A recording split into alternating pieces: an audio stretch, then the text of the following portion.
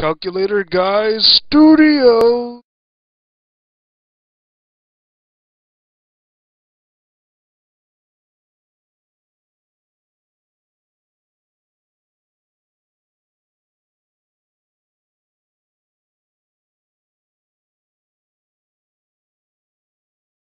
You have about 10 minutes.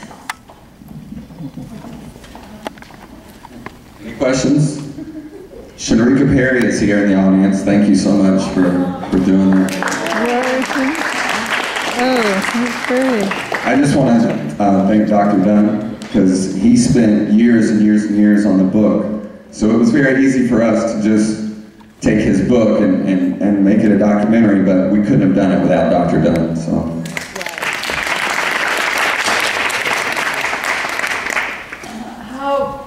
Can we encourage others to see this film? How will you distribute it? We need to get it out here. We need to get it sponsored. This movie was self-funded. I still owe people money, so we need to get somebody to sponsor this, and then we need to get it out all over Florida. Every kid in school in Florida should watch this.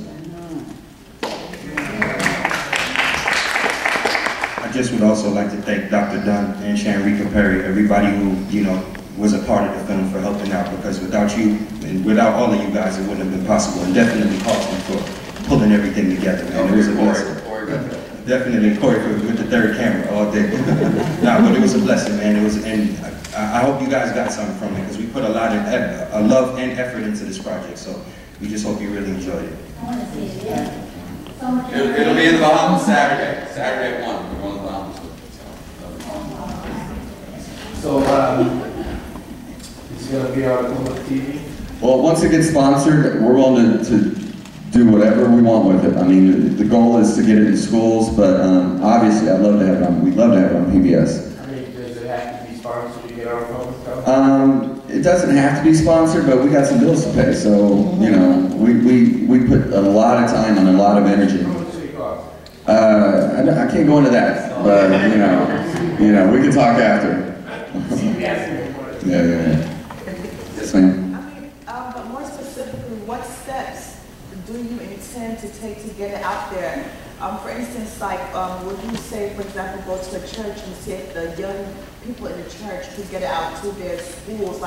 What specific steps can... That's a great idea. This is the first thing we've done. We just finished it a couple months ago, and I called Michael. I said, look, I'm just going to submit it to the FLIFF. We'll see what happens from there. Last night we were talking, and he said, okay, what's next? Well, we're going to submit it to other festivals. We'll give you our information. If churches want to view it, we'll give them some DVDs and let them view it. Yeah. And it definitely is my intention also to try to get it on PBS or Channel 2 or something like that, because I think this is just information that needs to be abroad, you know what I mean? So regardless, I just think a lot of people need to hear this as much as possible. And then I think it would be also very powerful in the schools. A lot of students need to learn about stuff like this. This is stuff that while I was in school, I didn't learn about any of this stuff. I didn't know who Major Dade was. I didn't know there was a person named, after, or Dade County was named after a person. So I think this would just be valuable knowledge for a lot of students to know coming up, Have you thought about entering into other film festivals and other schools? Yes. In particular? This weekend, next week. But in particularly like African American? Yes. Oh, most definitely. Yeah. Okay, so this is just your first film festival? This is our first film festival, Okay. yes.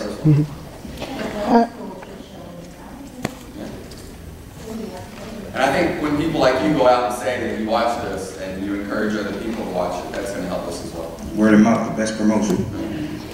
I would like to commend you because somebody said the young people aren't interested in the history, and you don't look to be 25, but you're certainly young. I just want to say in watching this, it was particularly moving because I have written a book on a similar situation, Atlantic Beach, the first black beach in South Carolina. Same kind of thing, heyday, and now it's in Disasterville. We just left Charleston, South Carolina. They've asked us to do a film there, same subject of the loss of the black land, pushed back from the ocean. And it gets depressing to keep seeing these stories, but they do have to be told.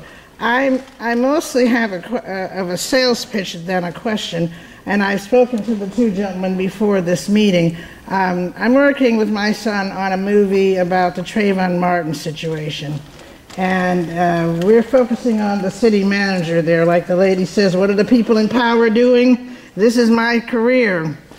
My question is probably difficult for you to answer, but do you think your movie could be pivotal in avoiding the riots of 1980, where the people were killed by the verdict? Because this Trayvon Martin verdict is coming out, what, July 10th the trial is now? June 10th? June.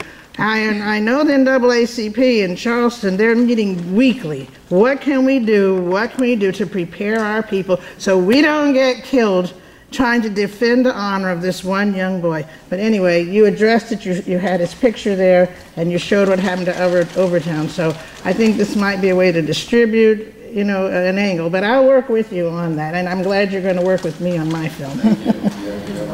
I think it just has an overall good message, because even in the documentary, you see why the McDuffie riot happened. It wasn't because of the violence that happened to McDuffie. It was just the injustice that took place. So I just think it's just more, we need to just kind of be aware and, you know, not overreact when we hear a certain situation, and just kind of deal with it, because our own people can suffer in the process. So I just think it takes a little wisdom. I just wanted to say how nice I think the telling of the story was, the way you did it, with the different perspectives on the same time in history from each person. It made it come, you know, clearer, and it was very nicely done. Very interesting. That was actually with Dr. Dunn. We had many meetings with Dr. Dunn. We'd go to his house, have a glass of wine, we'd go through his book, and we would pick out, you know, I would say, Dr. Dunn, what should we take from your book? Because it's a big book. We'd be here all night. So he helped us. He was pivotal in letting us know what he wanted to share, what he wanted in. He told us who to interview. I mean, he was just so pivotal. We couldn't have done it without him and his book. So, yeah. It was really nicely done. He was He did a wonderful job. What was your motivation, or what motivated you to choose Miami as to educate people about Black and Black history? Michael did. For me, Michael did. I'm a transplant from Kentucky, and I wanted to know about South Florida's history now that this is my home. But it was his idea because he's from Miami and, you know, of Jamaican descent, so he kind of brought that to the table. Born and raised here, my brother ended up grabbing Dr. Dunn's book, and then I got the book from my brother and I started reading it and couldn't put it down. And then so just during that process, it was just a wealth of knowledge that I had no clue about. So after that, you know, I always kind of had it in mind to want to produce it. I just never really had the right links to make it happen. And then I met Carlton, and he was willing to do it, and he called Dr. Dunn, and we spoke to Dr. Dunn, and he was on board. So from there, that's what we had.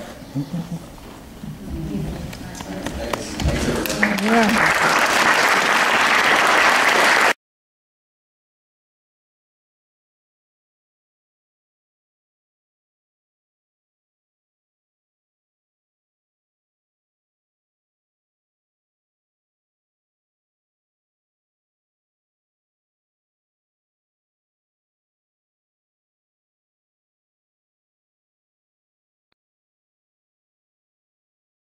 Calculator Guys Studio.